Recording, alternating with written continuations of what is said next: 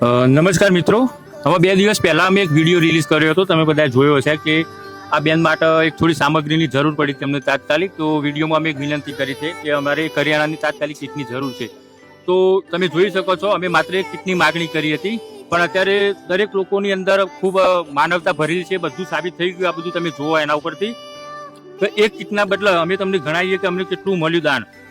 ચૌધરી તરુણભાઈ નારાયણભાઈ, ગામ મેવડ, પૂર્વ પ્રમુખ આજના યુવક મંડળ ગુજરાત રાજ્ય, અને અત્યારે ભારતીય જનતા પાર્ટીની અંદર કિસાન મોરચો મહેસાણા જિલ્લાના એક મંત્રી તરીકે જવાબદારી નિભાવી રહ્યા છે. અને સાથે સાથે સામાજિક આગેવાન તો છે જ. તો તરુણભાઈ નારાયણભાઈ ચૌધરી સાહેબ તરફથી અમને 5,000 રૂપિયા મળ્યા હતા આ બેનના માટે જરૂરી સામગ્રી લાવવા માટે.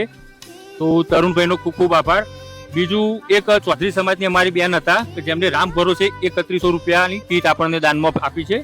પછી વિપુલભાઈ પ્રજાપતિ પાલનપુરથી, એમને આપણને 500 રૂપિયાનો સહયોગ આપ્યો હતો.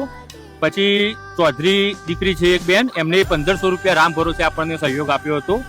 પછી 3100 રૂપિયા કિરણભાઈ હરદેસણ, કિરણભાઈ ચૌધરી છે, સરકારી નોકરી કરે છે હરદેસણ ગામના, એમના તરફથી આપણને સહયોગ મળ્યો.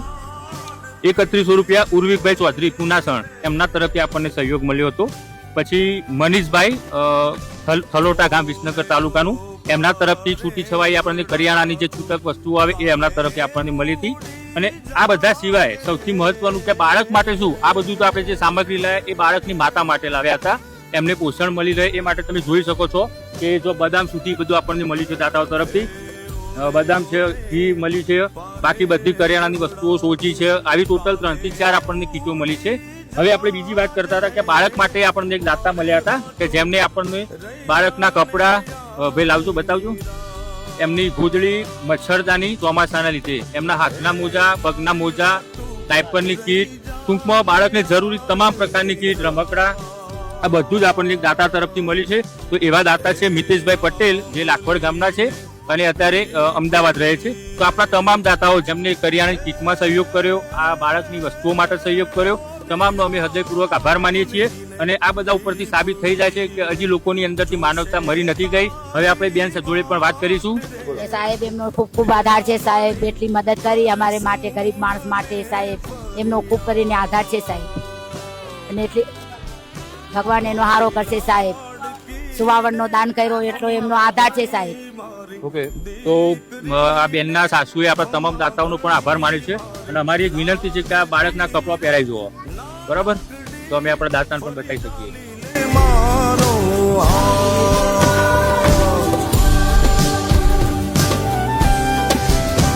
મારી લાડકી રે એ મીઠુડી, અમે જોશું તારી વાત.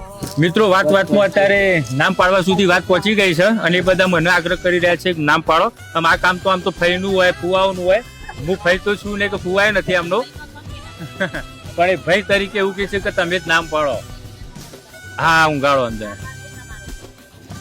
ભાઈ આનું નામ પાડવાનું કીધું તો બધાની એવી ઈચ્છા કે આસ્તિયાનું નામ શિવરામ જાહેર પાડીએ. શિવ અને રામ બંને ભગવાન આપણા અંદર આવી ગયા એના નામમાં, બરાબર? શિવરામ કહેજો પછી આનું શિવરામ નામ ડિક્લેર કરી દો. હા, આ બધી વસ્તુનો પૂરતો ઉપયોગ કરજો ખાવામાં.